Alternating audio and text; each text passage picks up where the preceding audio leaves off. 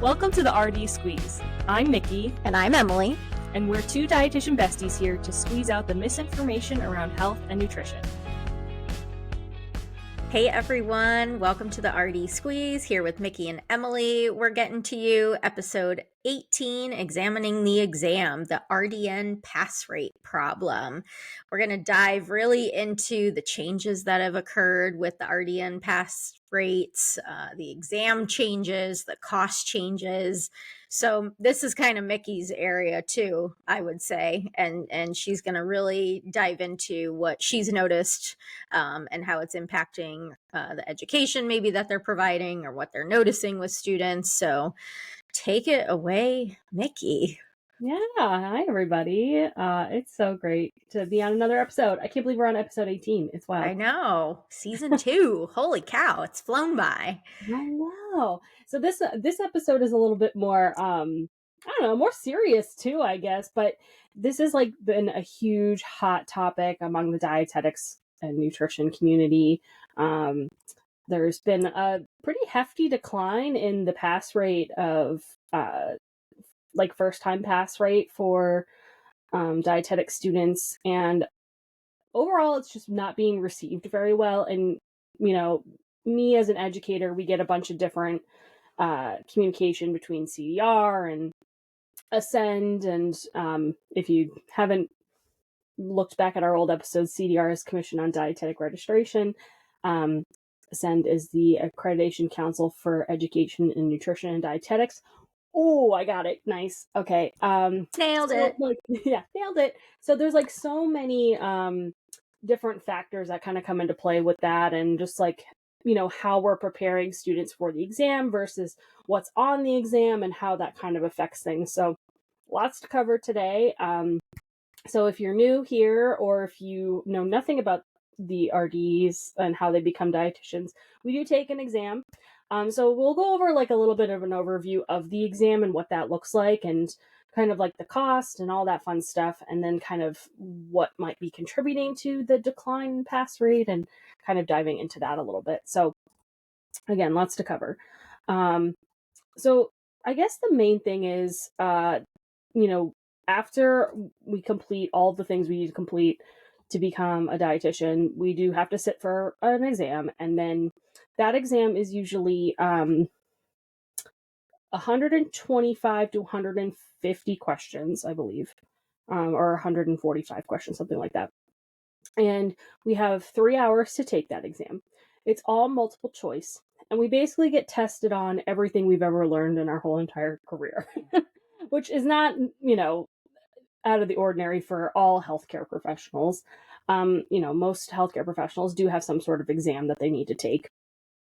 And then going off of that, you know, there's a lot of anxiety, I think, behind test taking, because, you know, you go into this room and, you know, you can't bring anything with you. You can't bring water in with you. You can't bring mints. You can't bring, you know, your phone, nothing like that. It's very private. You know, all this is, you know, not out of the ordinary. And you sit for 3 hours and you take an exam. And, you know, who sits for 3 hours that long taking multiple choice questions? It doesn't happen very much. So there's like a lot of different factors there that can come into play for the pass rate, which we might talk about a little bit. But with that, I guess, you know, there's multiple areas that we cover in in like our dietetics exam. So there's principles of dietetics. So it's broken up into 4 domains. So there's the principles of dietetics, which kind of is more like food science, nutrient composition of foods, education, research, things like that. And then we have nutrition care for individuals and groups. So that's going to be more of your M&T topics. So assessment, diagnosis, planning and interventions, monitoring and evaluation.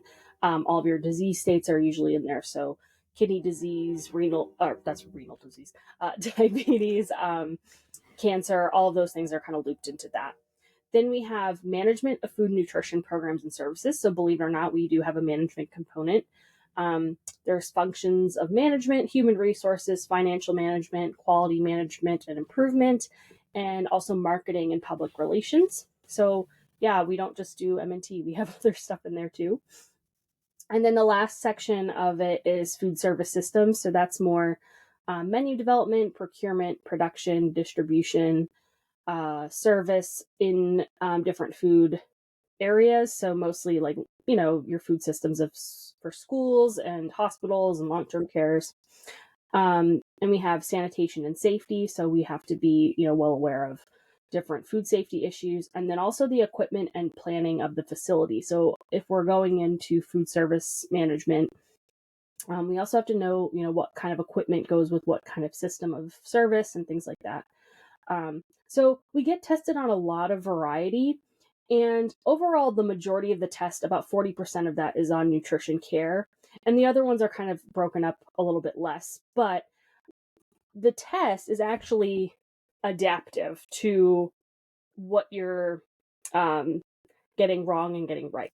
So you'll often get some questions in the beginning, and depending on how you answer them, that will almost adapt to what you're going to get in the future. So a lot of times, if you do poorly maybe on one food systems management calculation question, you're going to get a bunch of them after that, because they really want to make sure that you have the knowledge to pass that domain of the exam, which can be very intimidating for students. Again, that anxiety factor of, oh gosh, if I get one wrong, that's going to determine everything else on the exam for me. So you'll hear from a lot of dietitians, and maybe in the future when we have guests, you'll hear that like, oh, the majority of mine was all on nutrition care, or the majority of mine was food systems. So that could have been dependent upon what you got wrong or right in the beginning. Emily, do you remember your exam, and like, do you remember how like it was distributed? So you saying that kind of triggered me to like think back. Now, I remember a ton of my questions were very situational. So it was not like a right or wrong answer in the way that you would think. There was of course the right answer, but it was like there's always like two answers to this. I'm not really sure. It was so situational. But now thinking back, like I didn't have a ton of MNT, so I must have done pretty good on that because I didn't seem to have a lot. Now, when you mentioned like how many questions you have, that's also based on how well you're doing in a way. So like you said, they want you to pass it. So they're going to give you more in the area that you're not doing too great on to be able to pass that section. So I ended up with, we kind of call them like the 20 extra questions or however many it was. So I ended up with that. So I'm like, oh no, I'm not doing so well. Like I got all these extra questions. So I was in there for pretty much the entire 3 hours. I think maybe 2 hours and 45 minutes I was in there. And then compared to some of my other, cohorts, they were like, oh no, I was only in there for like an hour and a half. And I'm like, oh my God. Yeah, no. And what you just said is like also like a huge thing. So, I mean, with that, there's that anxiety of the how many questions you get right or wrong. And then, so there's 125 questions to 145, I think. If you go past the 125, usually that's an indicator that you're doing really bad, or you're doing really well, because a lot of those questions could be pilot questions. Some of those questions are ungraded questions, and they're using them as like testers for future exams and future exam, writers, to like determine if that's a question to use. Another good point you brought up, which I think is another anxiety ridden thing for students, is the situational type questions that have multiple right answers, or like they could go one of two ways, and you really have to pick the best answer. And this is what I hear from students. That's one of the hardest things, is they're like, I was between two and I picked the wrong one. So kind of determining which one would be the best answer and like rationalizing it. But you're never going to know that going into the exam. Right. Yeah, you don't know which ones you actually got wrong after you're done taking it. No, but that's like a huge thing for students, is like, I swore this was the right answer and it's not. And it's like, yeah, it's not. And for them, it's like, it made sense to me or whatever. The rationale is very similar, but one of them is the better answer. So that's like a big issue for students. I think another one too, like you said, you were in there for like the long period of time.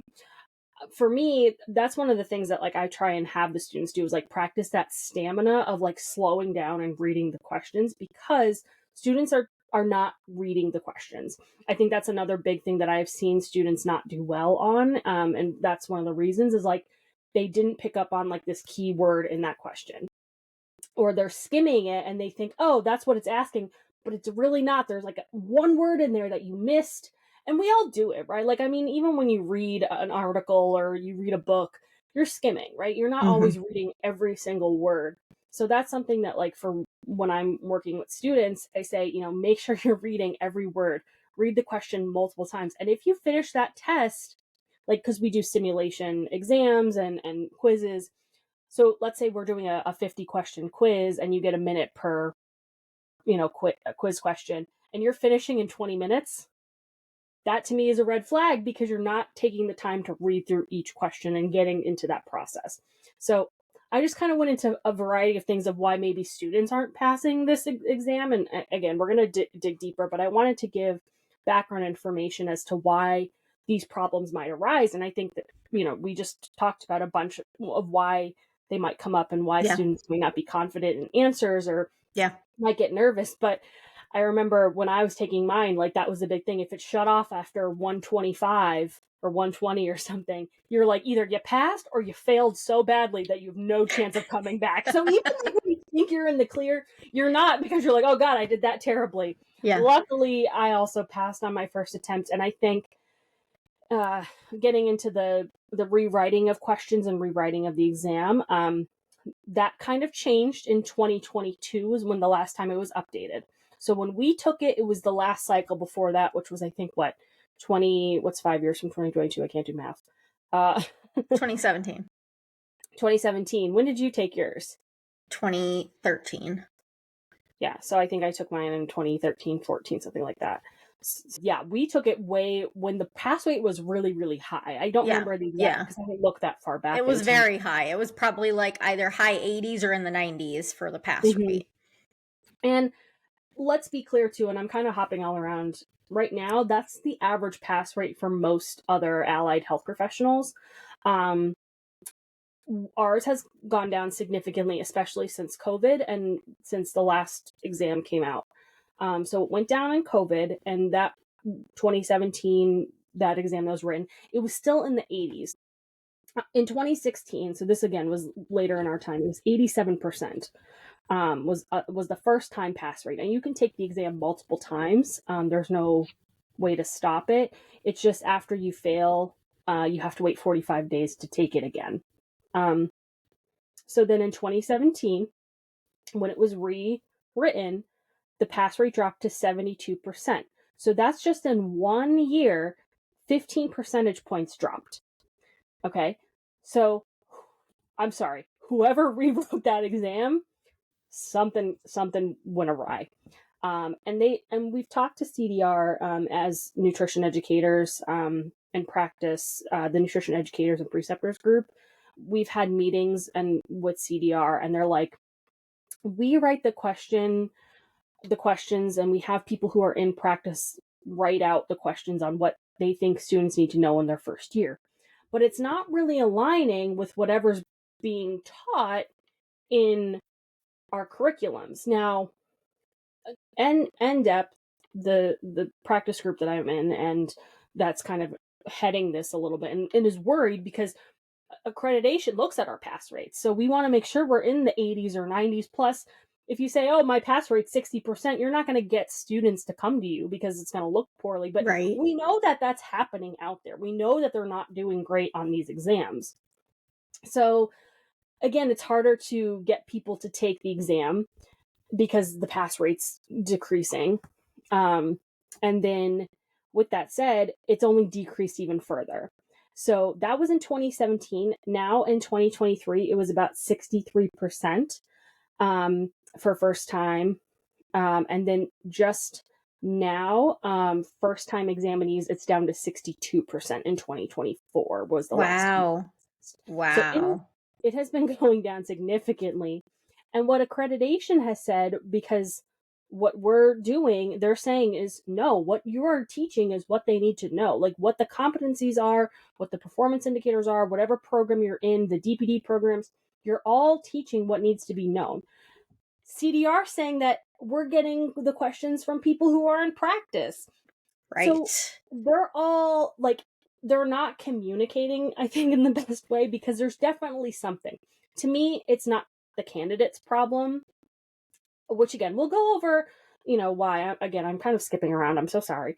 But we're it's not the candidate's problem. I don't think it's a student issue, because that is a significant plummet from 2017 to now. That's wild. Like, that shouldn't be. And especially with how much it is. So they just increased the price again, effective June 1st of 2024. It's going to go up to $225. I don't remember how much it was when you took it. I think it was maybe 200 or Maybe 1. 200 or 175 or somewhere in there. Yeah. It did go up, I know, at least once in between when we took it Okay. and then now. So maybe it was like 175, 150. And now I think it was actually 150, because then I think they moved it to 200, and then now it's going to be 225. Last year around this time, they came out with that they were going to increase the price again, but also they came out with a test bundle. This was their answer to the failing, percentage increasing, was, well, we're going to give out a bundle so you can group, you can buy multiple attempts at a discounted rate, which is absolutely bonkers to me. Like, oh, so you're definitely going to fail on the first attempt, so let's just discount another rate, because you are definitely going to need at least one more attempt. So I think it was like $325. I can look it up really quick. It was $325. Yep. Mm-hmm. So $325 for the bundled rate. And the kicker is if you did pass on the first attempt, you don't get that money back. So you're almost paying double and being punished for passing on the first attempt, but then you're almost playing into the fear and the anxiety of the student who is worried that they're not going to pass. So they're like, and when money is tight, so they are going to purchase that. Like, to me, that is the most asinine thing to do, because it's just it's not functional. It's not inclusive. You're not thinking of people who money is tight, who don't have the privilege of being able to take $225 and just spend it on whatever. So again, I just think, that was just like not the best thing to do for CDR. And like, it didn't help instill any confidence in us as educators that CDR is like really looking out for the student. No. And who wants to take the exam again? No one, unless you are, for some reason, let your RD go, your credentials go after 5 years of not doing your, continuing ed, and you really want to take it again. You're probably just going to say, never mind about my RD credential, because no one wants to take that exam again. So for someone to even want to think about, I'm going to take this exam twice, I would love to see how many people actually bought that now, and see how many people needed the second one. Like, how many people really needed it, and you're just trying to get more money at this point, being blunt and honest. And we know, we've talked offline about certain things that have gone on, and sure, it's a way that if someone does not pass, then it is less expensive for you.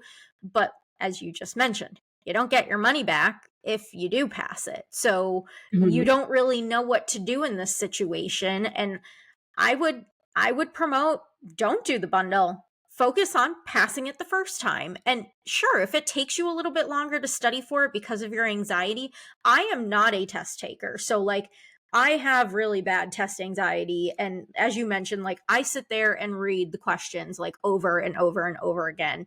And I always think and second guess on every question. So like, for me, it's a very mental issue to take a test. It's not that I don't know it, because as an intern, I was told by, we call her the glorified dietitian where I work now, because that's where she was.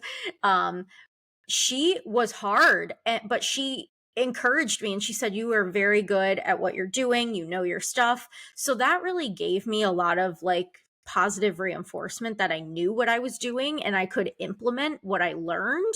But I'm not a textbook person. Like me, school and A's not happening. Like, I was more of a B student, and that's okay. I don't care. I'm not I'm not one to say like, oh my God, I had to get an A. I didn't, because I knew like if I was learning it face to face in person and implementing it, I actually did a lot better. So tests are very anxiety ridden for me. I know I shared before, I was trying to do like a specialty certification. And I think because I had more test anxiety, that's mostly why I didn't pass. Now, sure, they were very hard questions. So I'm not going to say I didn't know everything, or I did know everything. I did not know everything that was on the test. But still, like, that's something that you can't push anxiety onto someone who's taking one of the biggest tests, if not biggest test of their life, and do this to them. Yeah, I mean, that definitely is not helping people want to become dietitians. I mean, that's literally setting them up for another failure. And I mean, we talked about the master's requirement. So, again, I know we're trying to elevate the profession, but it's also like putting barriers up for people who don't, who are maybe neurodivergent or like have come from a different background or just like don't function exactly how I think they want us to function. And again, I could see like, okay, if it went down a couple points and that happened, during the pandemic, I'd be like, Sure, sure. okay, that Yeah, was a wild time. yeah. Students were not in the classroom, they were doing online learning. I've heard a lot of people say a lot of that was like really self-taught, or there's been a lot Mm-hmm. of gaps in like reading and writing and math and all these things. So I could see like that coming out, and I do think that does not help this scenario. I don't think any of that, because those students are still now coming Right, through right. with They're the ones taking the exams now, pretty much. Yeah. correct.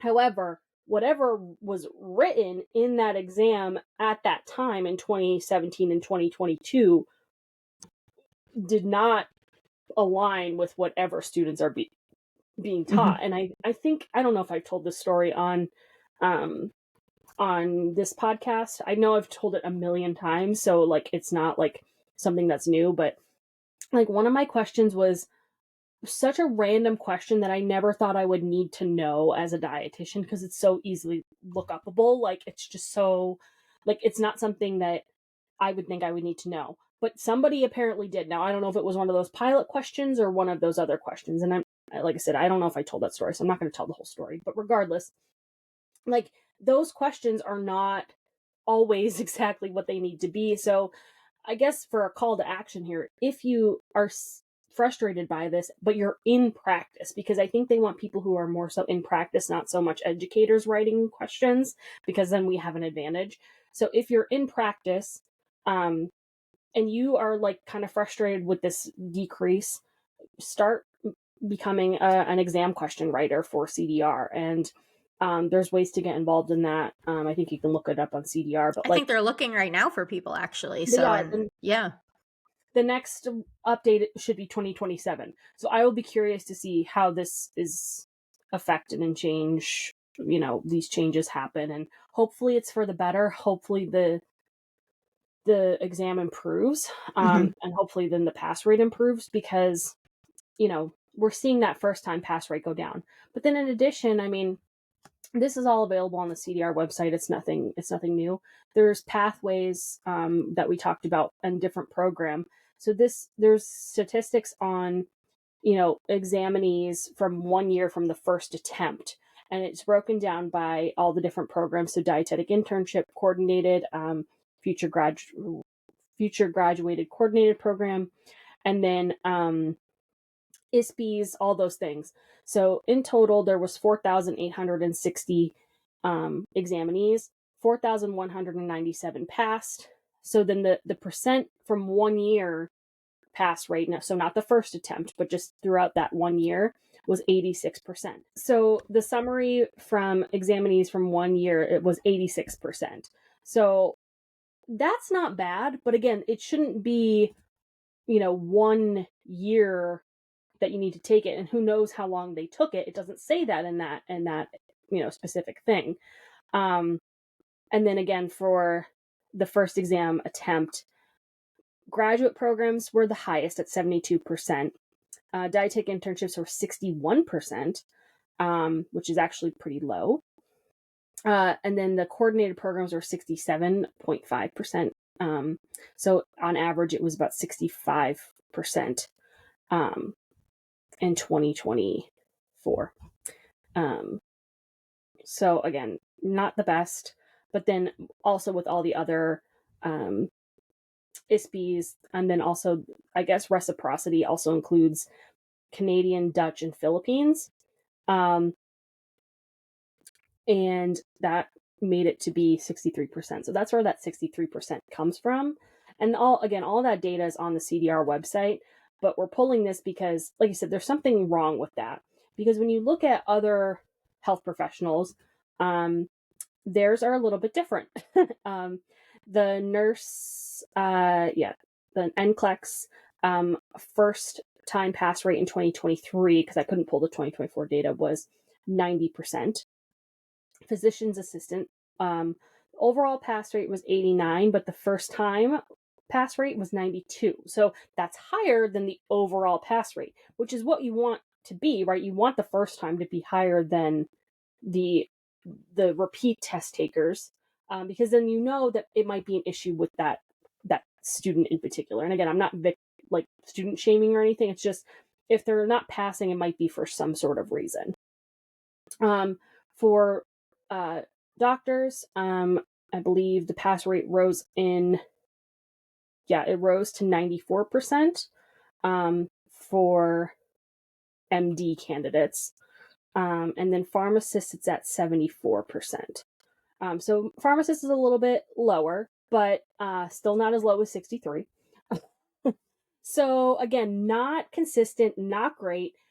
All of those professions are usually getting paid more than dietitians as well. So again, when a student's looking for return on investment and then also not paying those exam fees and all those things, it might just be worth it to become a pharmacist or a nurse or a PA rather than become a dietitian, because then there's not that anxiety. At least there's some hope with the exam. There's some hope with, the loans itself and the master's requirement. That's all, money related. So I don't know. I just think there's a lot of factors here. And I think we also pulled the exam fees, which I don't know if Emily, you want to talk about that. So like the dietitian exam fees are pretty much some of the lowest in the healthcare profession. So we're not complaining about that it went up to $325 for a bundle. Well, we're complaining about the bundle. We're not complaining about the cost. I think there's not a reason to increase the cost because of the cost that we are being paid for salaries. I think that's where our frustration lies, is that we've seen cost of programs go up now that we're required to have a master's. Now, again, many of us have gone through and completed a master's on our own. Before that was a requirement.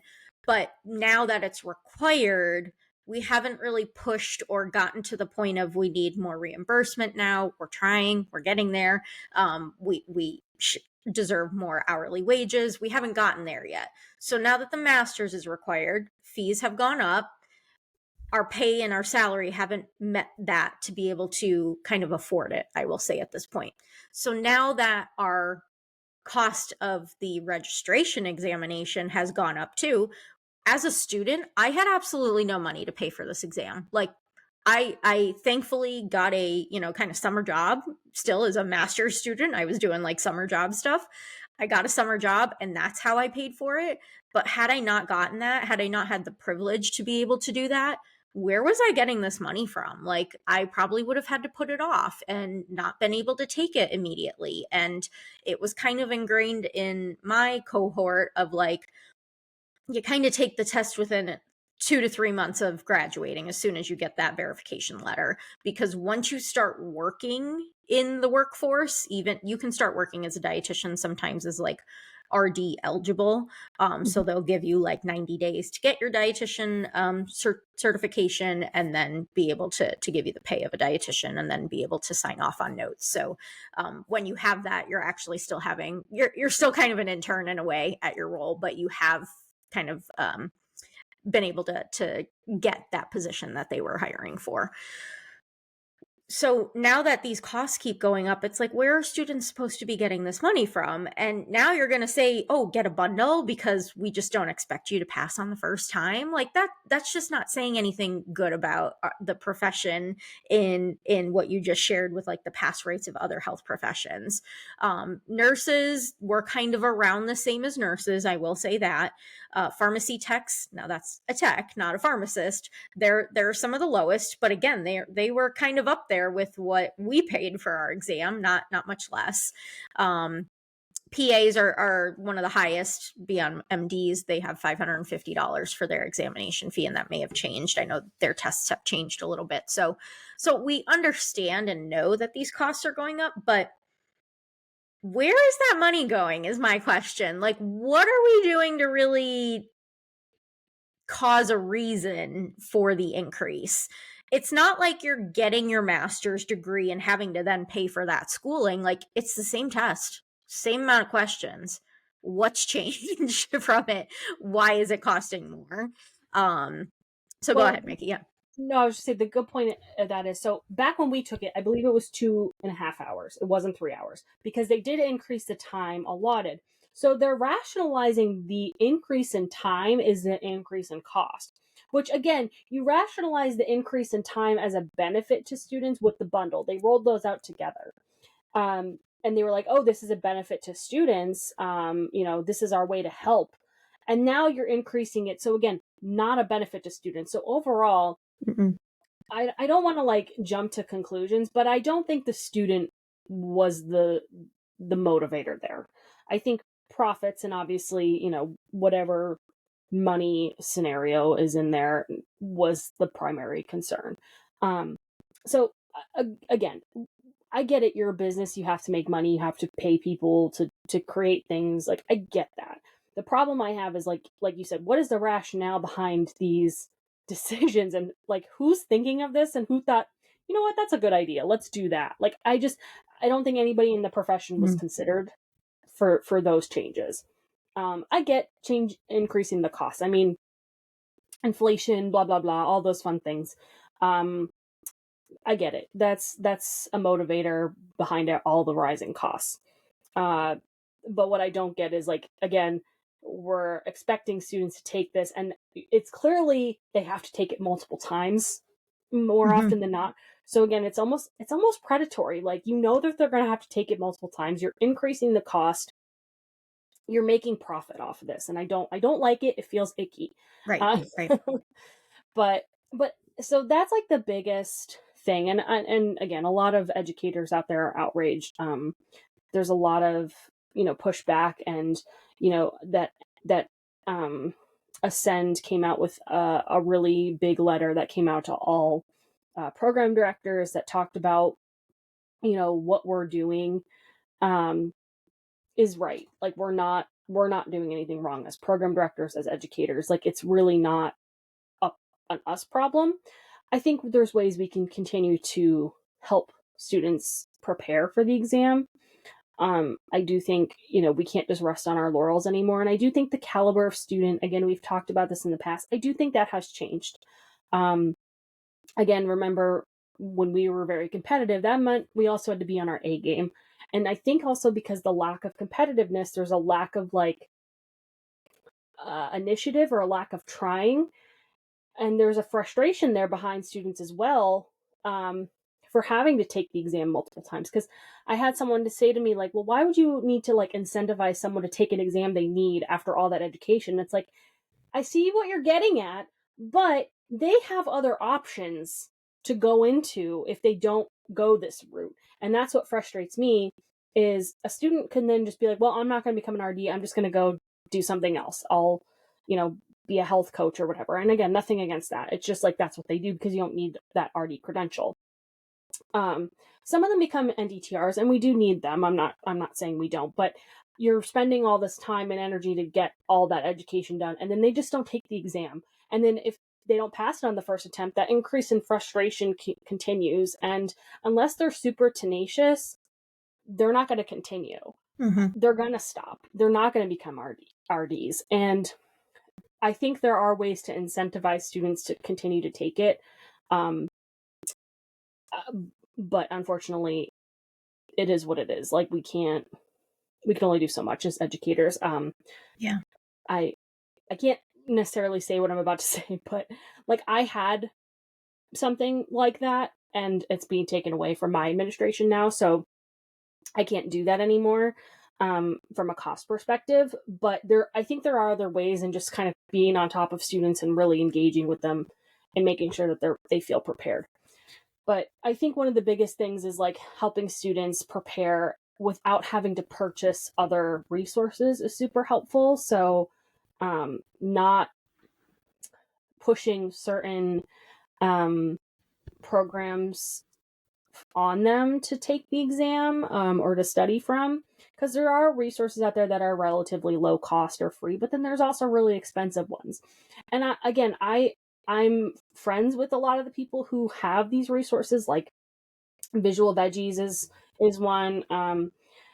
Eat Right Prep, it comes from the academy itself. All Access Dietetics has passed the exam prep, and like they're all great resources. It's just they're expensive. They're not cheap. So then you're asking students to invest in all of these different resources, and they're not sure which one is the best.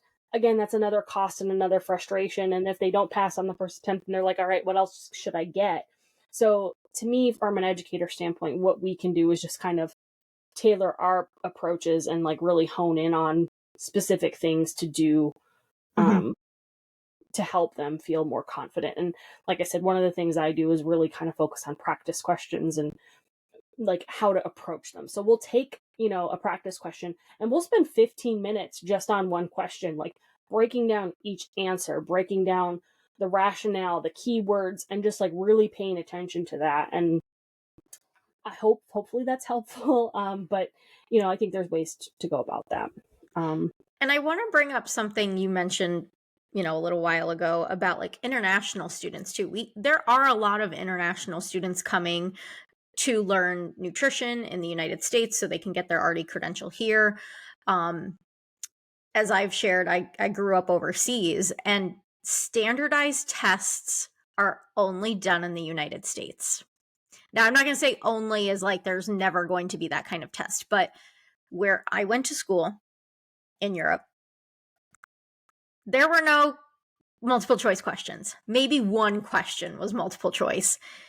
When I came back to the United States and had to start taking tests, I am not joking to you, failed tests because I had no idea how to take a standardized test. And I know for those who are listening, you're probably like, what do you mean you don't know how to take a standardized test? Like, it's multiple choice. They're giving you the answer right in front of you.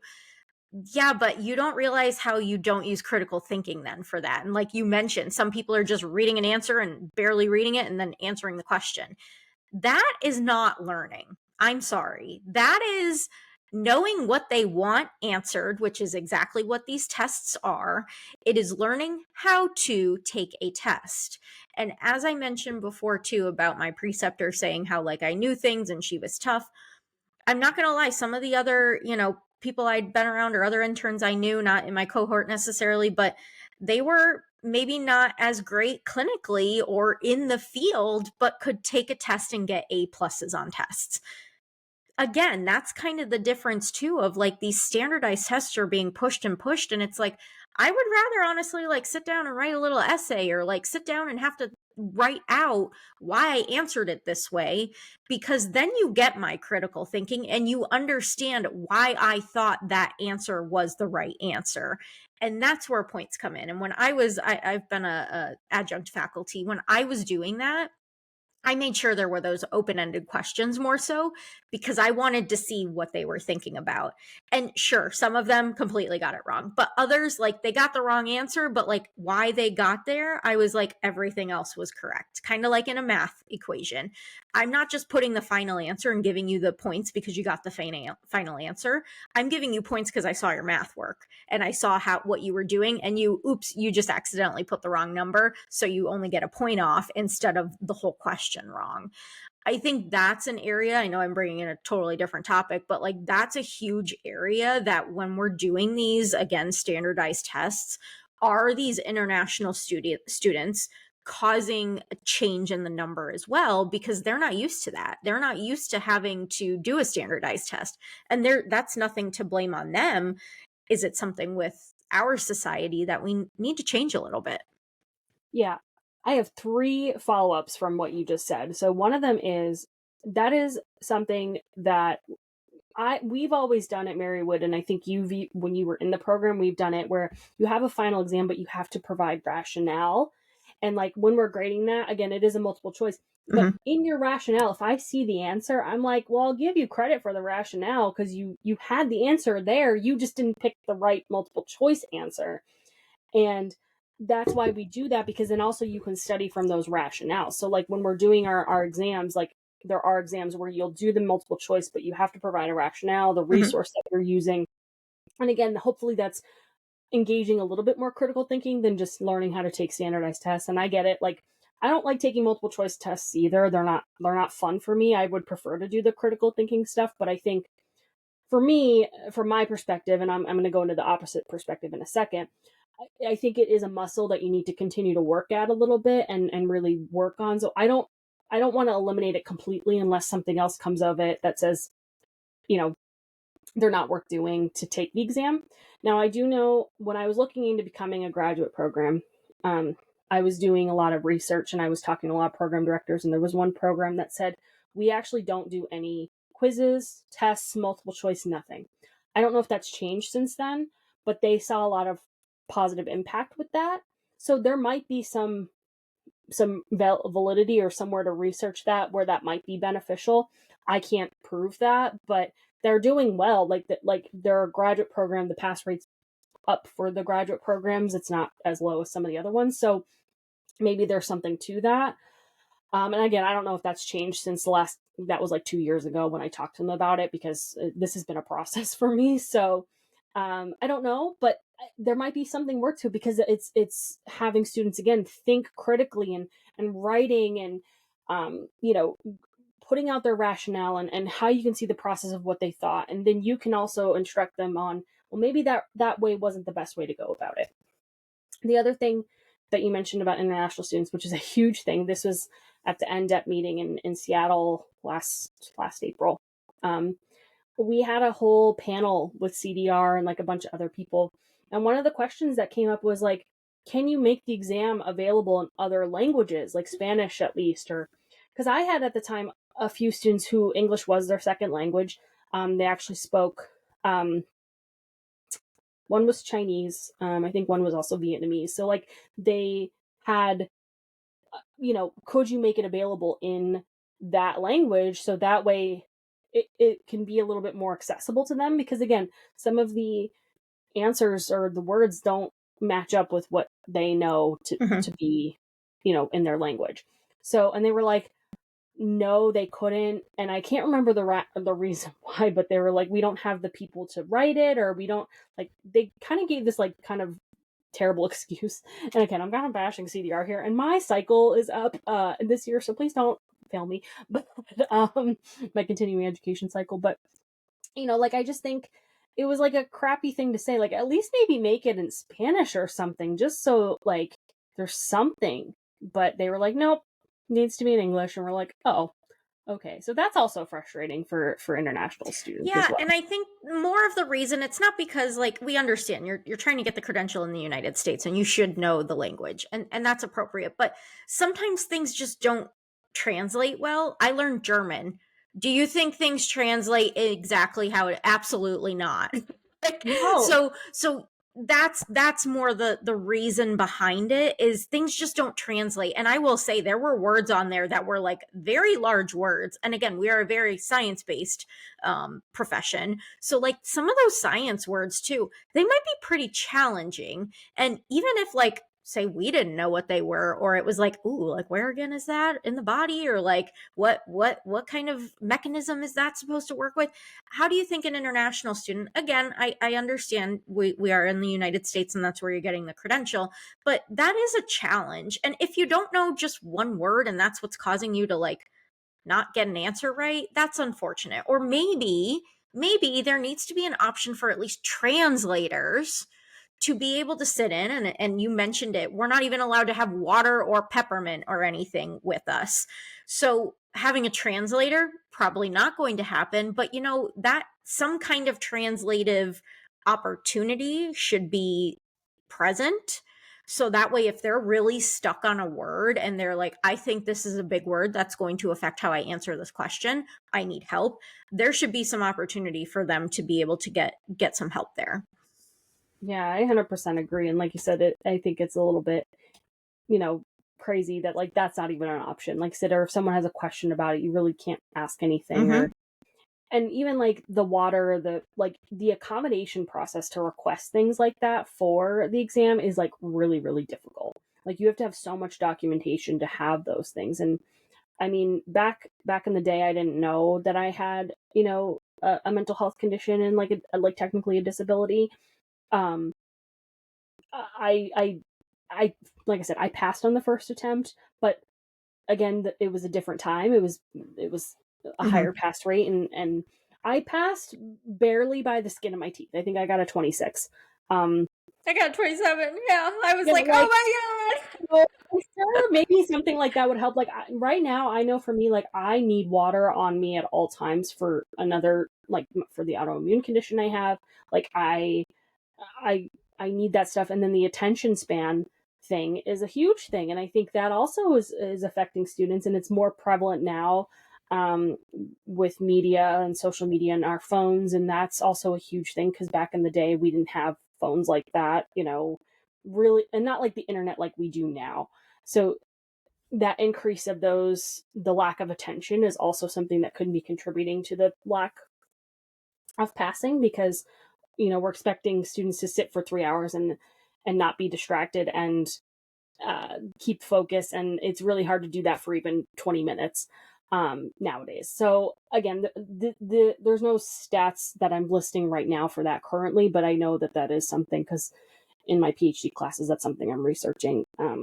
So it's just interesting how that also could be an effect, but regardless, I think overall the biggest thing is I don't think this is a candidate problem. I don't think that's the root of the issue. I do think this is a CDR problem. I don't think there's other factors that are helping the scenario. Like I said, I think the pandemic and all these other factors are coming out that are not helping, but it shouldn't have declined so much that this is where we're at this point. And again, this is implicating us now in the future. There is a shortage of RDs out there. There's so many jobs out there for RDs and not enough people to fill them. And that's a problem because we don't have students coming into the problem. So there really needs to be some sort of reflection kind of addressing this issue. And again, as educators, it's hard to figure out what you can do to help students and really support them. But overall, some of it needs to be changed on a systemic issue as well. Yeah, I agree.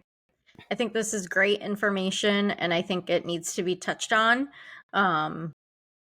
As an educator, you're there to help the students. You're there to help them pass the exam and learn what they need to know. And you mentioned this very early on. Like there's just, and we mentioned this in a previous episode too, one of our first episodes, about how, we have the academy, we have CDR, and then we have Ascend. And it's like CDR and Ascend are talking, CDR and Academy are talking, but like Academy and Ascend aren't talking. And there's just this, like you said, like preceptors are the ones that maybe are saying what the question should be, but we don't know exactly 100% what you're educating on. So like we all need to communicate and make sure that we're giving the interns and those who are test eligible the kind of just the ability to be able to pass that exam, putting questions on that we know you learned about. And I think it's also hard too. Now we've talked about like the competency changes, and just like there's no guide sometimes maybe for a preceptor when they're like, oh, well, I saw the swallow study done, so check that off. And it's like, okay, yeah, check it off kind of, but like, did we talk about it? Did we discuss it more? Like, I think that too, and I know this is a different topic, but like the competencies have changed, I think, how preceptors are precepting, because now it's like a checkbox. And for some, it's like, yep, you checked it off. For others, we want to educate. We want to talk to you about it. But then maybe it's the student too, or the intern that's kind of like, oh, well, nope, I got that done. So we're good to go. Well, that's not really how this works. Let's keep talking about it. Let's keep educating about it. Yeah, 100%. I agree. I do think that is a really good point. I do think sometimes that it is just checked off, and I don't know how in depth people are going with that. So, if that is the case, if you're a preceptor listening, or an educator listening, or a student listening, and you're just like, oh, I just got to get one more thing done off my to do list, and it's just a check. Really take advantage of this time if you're in any education setting. To really take in as much as you can, ask questions, be present, and then also use your critical thinking, and don't lose that muscle strength. Yeah. So I think that's pretty much everything I wanted to cover in this. But did you have anything that we missed for this one? No, I don't think so. Okay, cool. So yeah, I mean, long story short, guys, RD exam it's a difficult test. It's not an easy, fun thing to do. We need to do it as RDs. The process is not easier. It is a problem. Unfortunately, there's no positive ending to this story to say we figured out a way to change it all. We didn't do that, but hopefully this brings some more attention. And hopefully, I mean, I know students get frustrated when they hear that the exam rate is so low, but please know that if this is something you are passionate about, keep at it. I saw someone in my research to do this episode that someone took it like 10 times and they still were going at it, and they just kept trying because they were so passionate. And I'm not trying to like eliminate anybody, but I think that just showcases like we have a place in the healthcare system. Yes, there are flaws to it, but just keep going. You are needed in the profession, and we want you in the profession. It's just there's other things we're all battling at the same time. Oh boy, did I need to hear that today. We won't go into why, but I needed to hear that. Yeah, same. I needed to hear myself say that. So, but we will talk about that after, I guess, because that's not something we want to record. But so do we want to do sweet and sours? Yeah, absolutely. And guess what? I came prepared today, Micki. Good. I didn't. Yay. All right. So you want me to go first then? Yeah, that would be great. Thank you. All right. So I'll do my sour first, and then I'll end on a sweet. So my sour is that we were talking a little bit before we started hitting record that I'm just still like unorganized in my house. I mean, I have my new bookshelf here that I'm sitting in front of now. So that kind of helped me. I got a couple extra boxes out of the way. But I'm still trying to like find certain things that I can't find when I moved. I'm still trying to like make things a certain way I want them, organize closets the certain way I want them. So even though I'm getting somewhere, like my one front room that I just wanted to be like my relaxing, kind of calm Zen room, that's coming together really nicely. But now that like that's almost kind of done, now I'm like, okay, now I need to get like the other organizing stuff done. Or like, in the basement, there's just a ton of stuff all over the place, and just, thrown, oh, we'll put this away. I'll put it away at some, in a box somewhere later on. Yeah, that's just been loading up. So, spring cleaning time. So I think, at some point we're going to have to get there, but slow and steady. I am an organized person. So being unorganized is just not a good thing for me. I get that 100%. I did think of a sour. I just had a really rough week this week. Not to get too personal, but in my improv group, we had a couple people leave, and that's just a real big bummer because we've gotten so close over the past few months, and it's always a bummer to see that. And they're just pursuing other things or whatever other things that are happening in their lives, and they're amazing humans, and we'll keep in touch. But I will miss them, and just some work things happened this week that I just was not too thrilled about, and just a couple, those little things, but they just kind of added up, and it just was not a great week for me. So I'm just glad that this week is over, and I'm hoping for a better week this week. I hope for you too. Yeah. You too. I mean, I don't know what we're going on, but I did have a sweet. I have a few sweets actually though. So this past Friday I got dinner with some friends that I hadn't seen in a really long time, and I got my new mic working finally. I don't know if it'll be better, but I finally got it to work. The first one I bought was not working with any devices I had, so I had to return it, and I got a new one. So that's another sweet. And I have some exciting news that's coming up. I can't say anything about it yet. I'll tell you after, but I'll announce it probably the next episode or a couple episodes later. But I have excited news for that. And yeah, just I've got a lot of good things coming up. So like that's my Yay. sleep. It's just like I had a crappy week, but I have a Yeah. lot to look forward to and a lot to be grateful for. So Good. Well, I'm glad to hear that. Lots of good stuff. Yes, I'm glad you had multiple.